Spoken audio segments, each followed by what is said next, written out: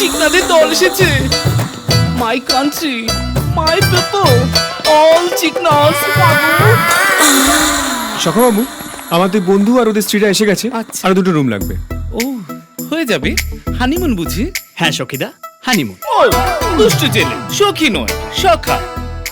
বলো কি কার সঙ্গে হানিমুন করছে? সেটা কি আপনাকে বলতে হবে সখাদা? ও মাগো, এটাই তো নিয়ম। যে যার সঙ্গে শুভ দৃষ্টি করেছো তারাই তো হানিমুনে চাঁদের মধু খাবে। এবার বলো কার সঙ্গে কার শুভ দৃষ্টি হয়েছে? এখানে বলতে গেলে জয়ের সঙ্গে টিনা ডিরেক্ট বিয়ে হয়ে গেছে। আর ও, বুঝেছি। জয়বাবু আর টিনা একটা ঘরে, আর উনি থাকবেন আর একটা ঘরে। নো, আমি টিনার সঙ্গে থাকবো। হ্যাঁ, আর জয় থাকবে আমার সঙ্গে। তুমি কিছু বলছো না কেন? ও, গাছেরটাও খাবে আর তলাটাও কুড়াবে? এই তো থাকা থাকি নিয়ে একেবারে শরবত হয়ে যাবে দেখছি। এই, বলছিলাম এতই যখন গন্ডগোল হচ্ছে, দুটো ছেলে দুটো মেয়ে আলাদা আলাদা ঘরে শুলেই হয়। সেটা আমরা বুঝবো। আপনি ঘরের চাবিগুলো দিন তো। Just a minute. এই নিন। Thank you. চলো চলো চলো। ছেলেগুলোকে বেশ দেখতে, আলাদা ঘরে শুলি আমার বেশ সুবিধেই হতো। দুষ ভাল লাগে না। জয়ের হানিমুনে প্রিয়াঙ্কা গেছে?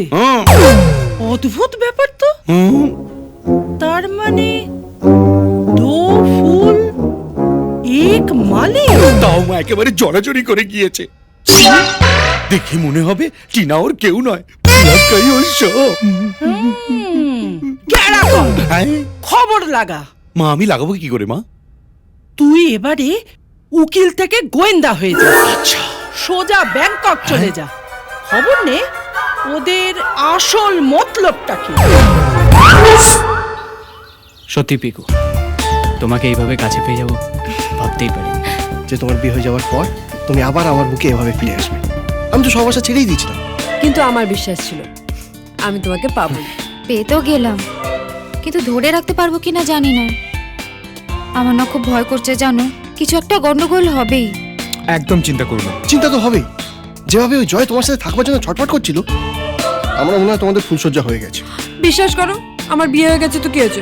ওসব সজ্জা টজ্জা কিছু হয়নি। ও খুব ভদ্র লোক। কি তুমি ভদ্র? এক নম্বরের কথাকার। দুটো গাছেরই ফল খেতে চেয়েছিলে তুমি। আরে ফল তো দূরের কথা, ঘাস পর্যন্ত খাইনি আমি। আচ্ছা তুমি আমায় কোনোদিন ঘাস খেতে দিয়েছো বলো? আর ওই টিনার কথা বলছো, ওকে তো ধরতেই পারিনি, আমি খাবো কি? মানে মানে একটাই, আমি এখনো কুমারী। আমি বিশ্বাস করি না। বিশ্বাস করো পিকু। ও পিকু, পিকু মা কালী বলছি, আমি এখনো কুমার। এসো কাছে এসো, ওলে বাবা। না, এখনো তুমি অফিসিয়ালি অন্য কারোর স্বামী। আমি তোমার সাথে এক বিছানায় শোবো না। কেন শোবে না কেন? জয় তো বলেইছে যে তোমাকে ডিভোর্স দিয়ে দেবে, তারপর তো আমরা বিয়ে করবো। তাহলে এক খাটে শুধু অসুবিধাটা কোথায়? অসুবিধা আছে, যতদিন আমাদের লিগালি ডিভোর্স না হচ্ছে ততদিন আমরা এক খাটে শুতে পারবো না। দেখ ঠেলা, তাহলে আমি শোবোটা কোথায়? খাটের তলায়। খাটের তলায় কেন? আমরা তো অফিসিয়ালি হাজবেন্ড ওয়াইফ, তাছাড়া আমাদের লাইসেন্সও আছে। যতক্ষণ না তোমার বাবা মা আর আমার দাদা আমাদের মেনে নিচ্ছেন, ততক্ষণ আমি এটা অফিসিয়ালি মানছি না। আরে কিন্তু ঠিক করছো না পিকু। আচ্ছা ঠিক আছে, এক বিছানায় না শুই, একটা চুমু তো দাও।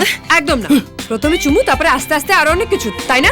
না গো, আমি আর ডিরেক্ট কিচ্ছু চাই না, শুধু একটা বললাম তো, নো মিন্স নো।